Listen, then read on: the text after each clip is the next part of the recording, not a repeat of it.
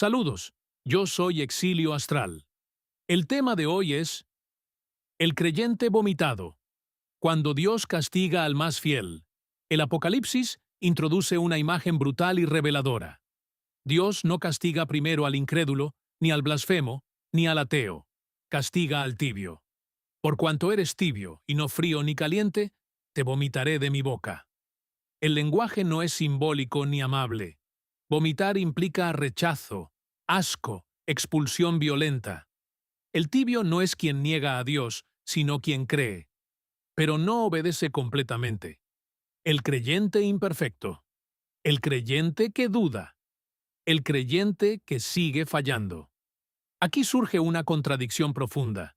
Si Dios otorgó el libre albedrío como un obsequio a la humanidad, entonces respetarlo debería ser una virtud suprema, al ser esto la supuesta santa voluntad de Dios. Dios, según la teología, no obliga, propone, no fuerza, espera, respeta la decisión humana, incluso cuando esa decisión es negarlo. Pero el creyente promedio hace exactamente lo contrario. En nombre de Dios, persigue, acosa, discrimina, presiona, amenaza y culpabiliza a quien no se ajusta a su religión. Interfiere activamente en el libre albedrío ajeno, como si supiera mejor que Dios qué debe elegir cada persona. Aquí aparece un escenario inquietante e inesperado para el creyente. ¿Y si violar el libre albedrío de otros es, en sí mismo, un pecado grave? Si Dios respeta la libertad humana y el creyente no, entonces el creyente no está obedeciendo a Dios, sino sustituyéndolo. Está ocupando el lugar divino, decidiendo por otros, imponiendo moral, forzando conversiones, presionando conciencias.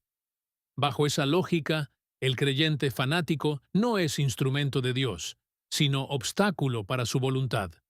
Y eso encaja perfectamente con el Apocalipsis. Dios no vomita al ateo, vomita al creyente que actúa mal en su nombre. La ironía. El cielo prometido por la religión exige obediencia absoluta, pero al mismo tiempo castiga la falta de respeto al libre albedrío. El creyente queda atrapado en una paradoja imposible. Si impone la fe, peca. Si no la impone, es tibio. Versículos bíblicos contra quien intenta cambiar o forzar la voluntad de Dios. 1. Nadie puede resistir ni corregir la voluntad de Dios. Daniel 4:35. Todos los habitantes de la tierra son considerados como nada, y Él hace según su voluntad en el ejército del cielo y en los habitantes de la tierra. No hay quien detenga su mano, ni quien le diga, ¿qué haces?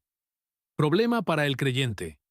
Si nadie puede cuestionar ni detener la voluntad de Dios, entonces el creyente que intenta enderezar a otros actúa como si Dios necesitara ayuda. 2. Dios se opone al control humano. Proverbios 19:21.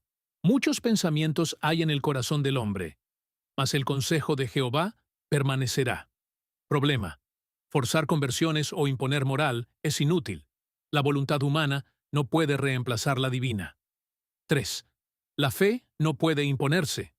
Romanos 14:4. ¿Tú quién eres, que juzgas al criado ajeno? Para su propio Señor está en pie, o cae.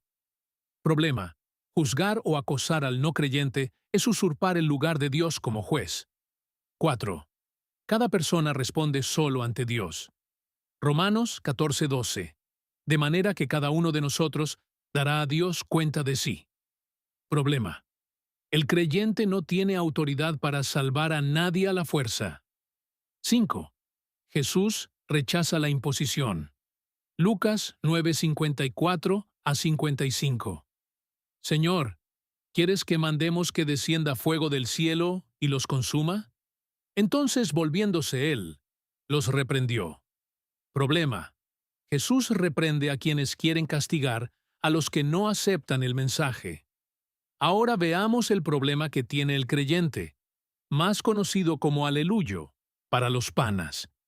El creyente suele imaginar el juicio final como un momento sencillo, los buenos a un lado, los malos al otro, los fieles recompensados. Los incrédulos castigados. Una matemática moral cómoda, donde la fe funciona como garantía. Sin embargo, el propio Apocalipsis introduce un elemento incómodo. Dios no solo rechaza al incrédulo, también rechaza al creyente, no por negar su existencia, sino por no ser suficientemente ferviente. El creyente tibio es vomitado. La imagen es brutal porque no deja espacio para la mediocridad espiritual. No basta creer, no basta asistir, no basta intentar. La fe exige intensidad absoluta. Pero aquí comienza el problema. El creyente recibe simultáneamente varias órdenes que chocan entre sí. Debe predicar, debe convencer, debe salvar almas, pero también debe respetar el libre albedrío. No debe juzgar, no debe imponer, no debe actuar con violencia ni coerción. El resultado no es claridad moral, sino una cuerda floja e imposible. Si insiste demasiado, invade la libertad ajena. Si no insiste lo suficiente, demuestra falta de pasión espiritual. Si confronta, juzga. Si calla, es tibio. El creyente queda atrapado entre dos acusaciones opuestas. Imaginemos al creyente frente a un amigo ateo. Si insiste constantemente, mensajes diarios, advertencias sobre el infierno, presión emocional, termina convirtiéndose en alguien invasivo. Viola la libertad que su propia doctrina afirma respetar. Pero si decide respetar completamente la decisión del otro y guardar silencio, aparece otra amenaza. Tal vez no amó lo suficiente como para advertirle.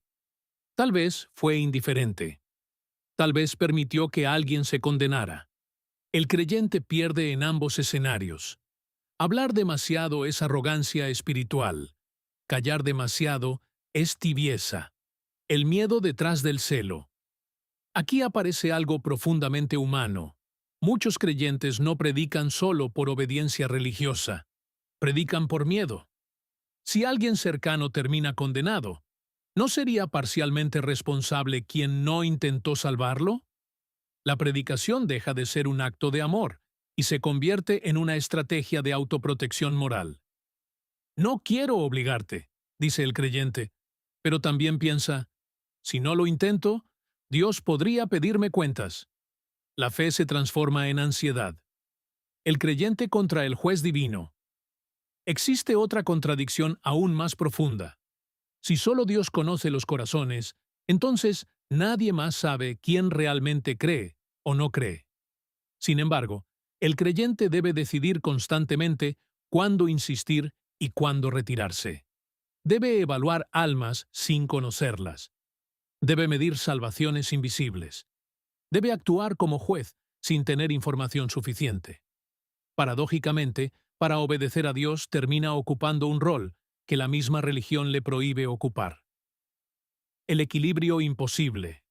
El sistema exige simultáneamente pasión absoluta, respeto absoluto, humildad absoluta, valentía absoluta. Cualquier inclinación excesiva hacia uno de estos extremos produce culpa. El creyente vive así bajo vigilancia constante, no solo divina, sino psicológica. Nunca sabe si hizo demasiado. Nunca sabe si hizo muy poco. Nunca sabe si salvó o condenó con sus acciones. Y mientras intenta salvar a otros, corre el riesgo de convertirse él mismo en el rechazado. La ironía final. Tal vez el escenario más inesperado sería este. El incrédulo vivió tranquilo, respetando decisiones ajenas. Nunca intentó controlar la conciencia de nadie. Nunca habló en nombre de Dios. Nunca reclamó autoridad espiritual. Mientras tanto, el creyente luchó constantemente por intervenir, corregir y dirigir vidas ajenas en nombre del cielo. Y al final descubre algo desconcertante. No fue juzgado por cuánto creyó, sino por cuánto intentó ocupar el lugar de Dios.